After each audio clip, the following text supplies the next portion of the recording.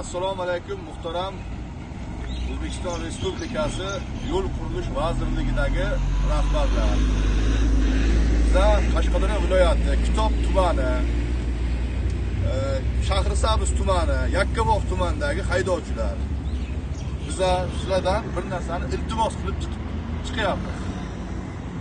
Mana shu ko'rib turganlaring Qashqadaryo viloyati Kitob tumani bilan Samarqand viloyatini bog'lab turuvchi Taxtaqoracha dovoniga o'tish posti, Minchinor posti. Mana shu postdan o'tib Taxtaqoracha dovoni boshlanadi.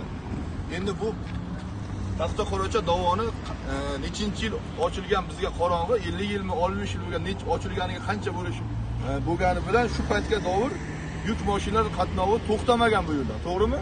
Bizning ota-bobolarimiz ham mana shu yerdagi Kitob, Shahrisabz, Yakkabog'da va Samarqanddagi shopirlar shuncha yillar davomida mana shu yerdan o'tib qaytib kelgan. Hozirgi kunga kelib mana 2025-yil nechinchi martdan boshlandi? 23-mart. Bir oy bo'ldi. Shu mart oyining 23-mart kunidan boshlab Qashqadaryo viloyati Kitob tumani Taxtaqoracha dovonida yuk mashinalarining o'tishi taqiqlab qo'yildi. Hozir bizlar kelib postdan xodimlardan o'zimizni o'sha huquqlarimizni talab qilib, mana shu postdan qachon o'tishimizni, nima sababdan yopilganini, qachon ochilishini so'rab murojaat qilganimizda bu xodimlari bizga Qashqadaryo viloyati ichki ishlar bo'limidagi o'sha Obulgay zamnachalik gayni nomerini berishdi, Shodmonov Sanjar akani. Biz u kishiga chiqdik, u kishi nima sababdan yopilgani, hozirgi kunga qanaqa ishchi guruhlar tuzilgani, 5 ta tashkilotdan MCSda aytayaptilar, yo'l qurilish, ichki ishlardan ham, xullas kalom o'sha pervalda xavfsizligini ta'minlash maqsadida tuzilgan ishchi guruhni haligilarni aytdi, bizga tushuntirdi.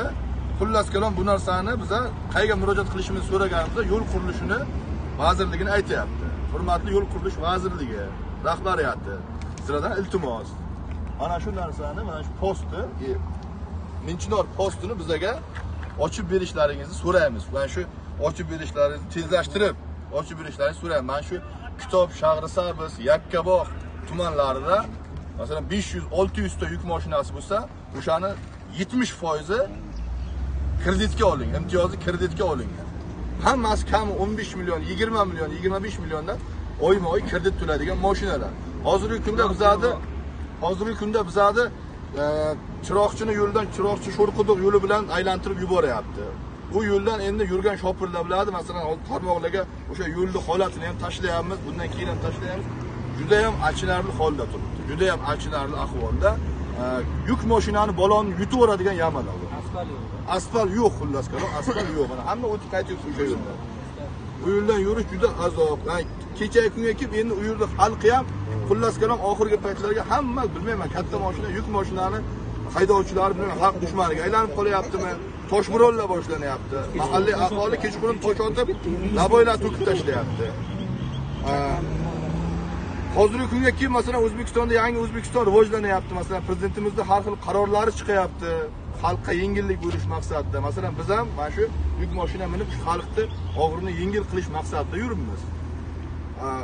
Yo'lga chiqsangiz masalan katta mashina, birinchi palasadan yurma, Gurzovoyga zaplashon masalan hozir yana qarorlar chiqyapti, masalan nima edi?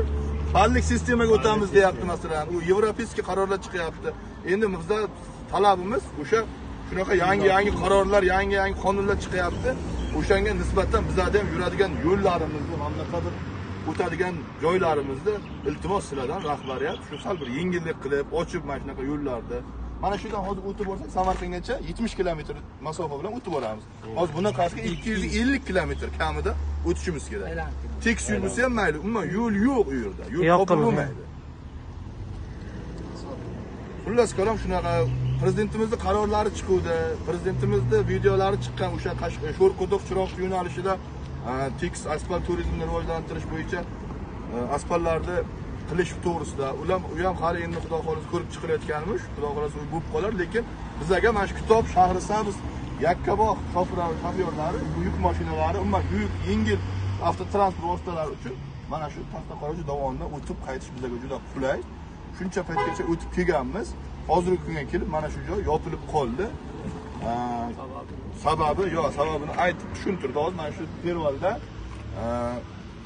to'rtta yuk mashinalari tormoz sistemasi ishlamay qolgan payti chiqadigan trampolin tepalikda qilinish kerak ekan. 26 ta joyda deyapti, tosh ko'chish xavfi bor, ularni bartaraf qilish kerak. Ayrim joylarga beton to'sib qo'yib chiqish kerak deyapti. O'shalar qilgandan keyin yo'lni ochamiz deyapti.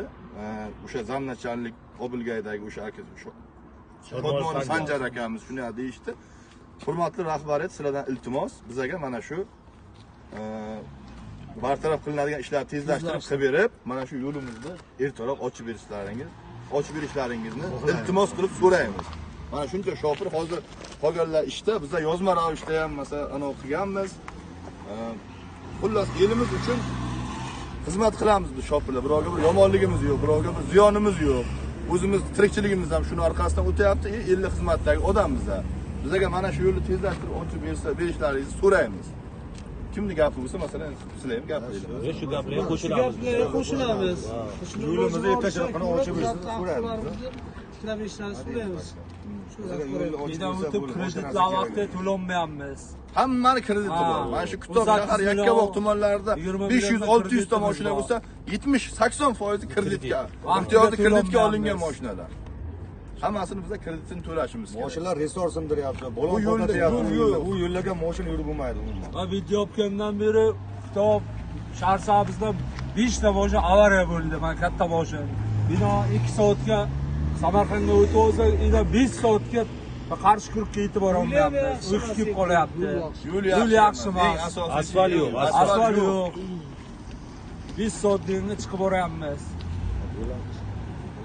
Hurmatli rahbariyat, sizlardan iltimos, bizga mana shu yo'lni tezlashtirib shu ochib berishlaringizni so'raymiz. Shu mana shu ochilishiga yordam qilingizlar. Bizlar yo'limizni ochib beringizlar. 1000 ta shopirda nomidan chiqib shuncha. 830 ta shopirimiz o'sha gruppamizdagi shopirlar o'sha iltimosi, o'shancha odam nomidan sizlarga iltimos qilyapmiz. Hurmatli yo'l qurilish vazirligidagi rahbariyat, maxsus xodimlar iltimos sizlardan bizlarning mana shu ishimizni ko'rib chiqishlaringizni tezlashtirib berishni so'raymiz. Rahmat sizga ham. Sizga ham rahmat.